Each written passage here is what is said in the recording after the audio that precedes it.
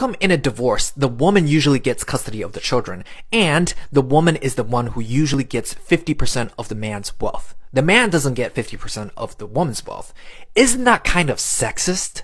I really wish that people would do just like any amount of research into a topic before they choose to say things. In 2019, 73% of all judges sitting on the federal bench were men. We have a lot more male judges than we do female judges. Our legal system is very biased and there's a lot of issues with it. But considering the fact that most of our judges are men, do you really think that all of these male judges have a personal vendetta against dads and men and are just more likely to give primary custody to women over men just because? Or do you think it could be some other reason? If people actually took the time to read about this a little bit before they talked about it, they would realize that a really big thing that contributes to deciding who gets custody in child custody cases is who is serving as the child's primary caregiver. Primary caregiver standard tries to determine which parent has been the most important in meeting the child's daily primary care needs, such as feeding, bathing, going to the doctor, etc. Statistically, women are much more likely to serve as the primary caregiver to children. So whenever there's a child custody case,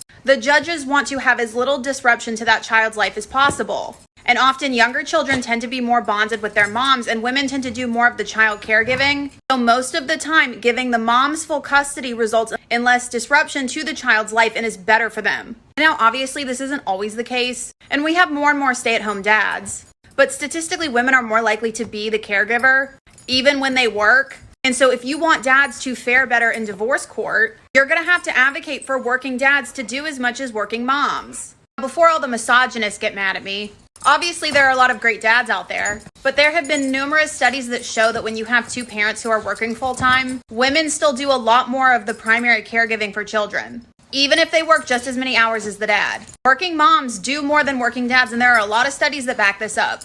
If you want dads to have a better outcome in child custody cases, you're going to have to get them to do as much as moms. When it comes to stuff like this, you have to put the interest of the child first. You want to try to disrupt their life as little as possible. Yes, I'm sure there are many individual situations where kids were given custody to the mom, and they would have been a lot better off with the dad and vice versa. But this is just what overall statistics show. But financially, women already fare worse in divorce than men do. So are you advocating for it to be even more unfair?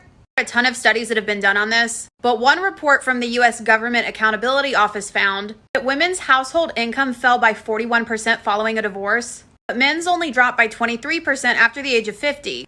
And even women who do work during their marriage see their income drop by 20% once they are divorced, but men, on the other hand, experience a 30% increase in income after a divorce. The poverty rate for women who are divorced is 27%. Women end up having it a lot worse.